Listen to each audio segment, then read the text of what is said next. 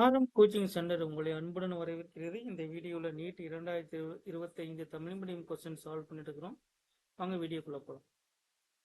இப்போ பாருங்க, எஸ் எனும் பரப்பு இழுவிசை கொண்ட ஒரு பருப்பொருளினால் செய்யப்பட்ட ஒரு பலூன். எஸ் என்பது பரப்பு இழுவிசை. இதை நோட் பண்ணிக்கணும். ஏ எனும் பரப்பு கொண்ட ஒரு சிறிய ஏற்ற வடிகால் கொண்டுள்ளது. இதுல ஒரு ஏ பரப்பளவு ஒரு வடிகால் இருக்கு. ஒரு பெரிய பலூன் இருக்குன்னா அந்த பலூன்ல ஒரு வடிகால் உள்ளது. வடிகால் இப்ப அது வழியா என்ன ஆகும்? வாயுக்கள் வெளியேறும். ரோ என்பது அடர்த்தி, வாயுவின் அடர்த்தி. ஆர் என்பது ஆரம். அந்த பலூனின் கோள வடிவம் கொண்டுள்ளது. பலூன் கோள வடிவம் கொண்டுள்ளது. கோள வடிவம் கொண்டுள்ள பலூனின் ஆரம். சரியா? அதிலிருந்து கட்டற்று வெளியேற அனுமதிக்கப்பட்டால், வாயுவானது அதிலிருந்து வெளியேற அனுமதிக்கப்பட்டால் அதன் ஆரம் ஆறிலிருந்து சுழிக்கு திரும்புகிறது. டி காலத்தில் ஆரம் எப்ப ஜீரோவா மாறும்னா சி என்ற காலத்தில். டி என்ற காலத்தில் அதனுடைய ஆரம் ஜீரோவாக மாறுகிறது.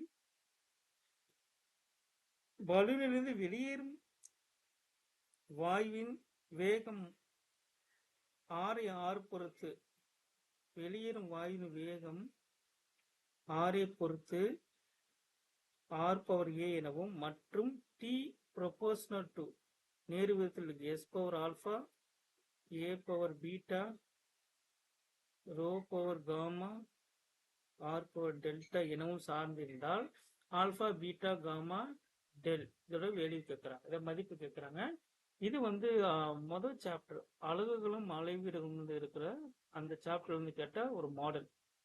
இந்த வருடத்துல முதல் சாப்டர் அலகுகளும் அளவீடுகளும் இருக்கு இல்லையா, 11th ஃபர்ஸ்ட் சாப்டர், அதுல 3 கொஸ்டின் கேட்டுக்கிறாங்க. சரி, ஓகே, இந்த கொஸ்டினை சால்வ் பண்ணிடலாம்.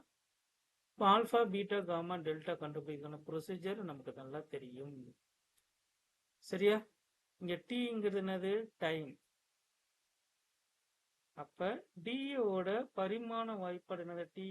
டி பவர் 1 இருக்கும். எம் இருக்காது,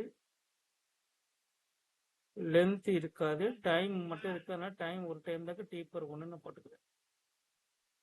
இஸ் ஈக்குவல் டு பரப்பு இழுவிசை. பரப்பு இழுவிசைக்கான ஃபார்முலா எனக்கு தெரியணும், பரிமாண வாய்ப்பாடு தெரியணும். பரப்பு இழுவிசைனா என்னது? Newton by metre. நியூட்டனின் அலகு kilogram metre by second square into 1 metre. Metre cancel ஆயிருது. Kilogram by second square. இப்போ எர்ஸோட பரிமாண வாய்ப்பு என்னவா இருக்கும்னா எம் பை டி ஸ்கொயர் இருக்கும். இதை எப்படி எம் இன்ட்டு டி பவர் -2 இருக்கு. சரிங்களா? இப்போ எஸ்ஸுக்கு பதிலாக நம்ம என்ன பண்ணோம்? M into T power -2 power alpha. ஏரியாங்கிறது பரப்பளவு தானே. ஏரியாவோட பரிமாண வாய்ப்பாடு எல் ஸ்கொயர் அடுக்கு பீட்டா.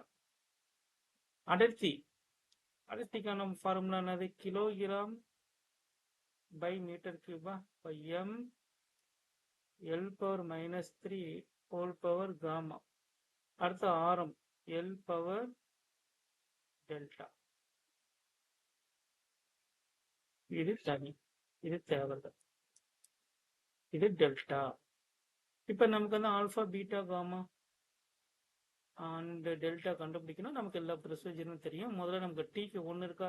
இடது பக்கம் டீக்கு 1 இருக்கா? வலது பக்கம் முதல்ல சிம்பிளிஃபை பண்ணுவோம். T power 1 that is equal to m power alpha, t power 2 alpha, l power 2 beta,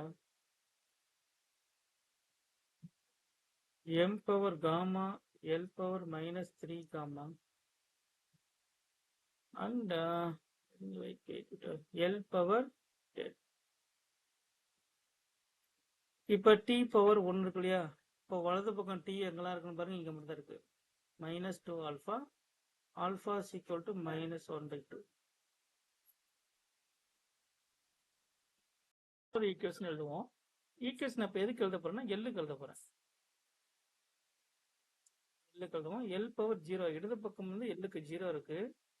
வலது பக்கம் பாருங்க எல்லுக்கு வந்து எல் இங்க இல்லை, எல்லுக்கு வந்து என்ன இருக்கு 2 பீட்டா இருக்கு, எல்லுக்கு வந்து -3 காமா இருக்கு, எல்லுக்கு வந்து டெல் இருக்கு. நமக்கு வந்து ஆல்ஃபா ஓகே. இங்க வந்து இந்த ஈக்குவேஷன் நம்ம எதுவுமே பண்ண முடியாது, மூணுமே அன்னோன் தான். அடுத்து எம்முக்கு பாருங்க, எம்முக்கு வந்து இடது பக்கம் 0, பவர்ல ஆல்ஃபா இருக்கு, இங்க எம்முக்கு இங்க காமா இருக்கு. So gamma is equal to minus alpha, alpha is equal to -1/2, -1/2 போட்டோம்னா மைனஸ் மைனஸ் பிளஸ் ஆயிரும், +1/2 வருது. ஏன்னா காமா கண்டுபிடிச்சிட்டேன் இல்லையா? So alpha is -1/2, gamma is +1/2. இந்த ரெண்டு வேல்யூ கண்டுபிடிச்சாலே மற்றதை சார்ட் அவுட் பண்ணிடலாம். ஆப்ஷனை பாருங்க, ஆல்ஃபா இஸ் -1/2, காமா இஸ் +1/2. வேற எங்கேயும் இதே ஆப்ஷன் இருக்கான்னு பாருங்க. இங்க ஆல்ஃபா வந்து -1/2, காமா மைனஸ் இருக்கு, எனக்கு ஆன்சர் பிளஸ் தான் வரும். இங்க காமா பிளஸ் இருக்கு, பட் ஆல்ஃபாலையும் பிளஸ் இருக்கு. அப்போ 3 வர வாய்ப்பு இல்லை, 1 வர வாய்ப்பு இல்லை, 4 வாய்ப்பே இல்லை. அப்போ 2 தான் சரியான விடை. தேங்க்யூ.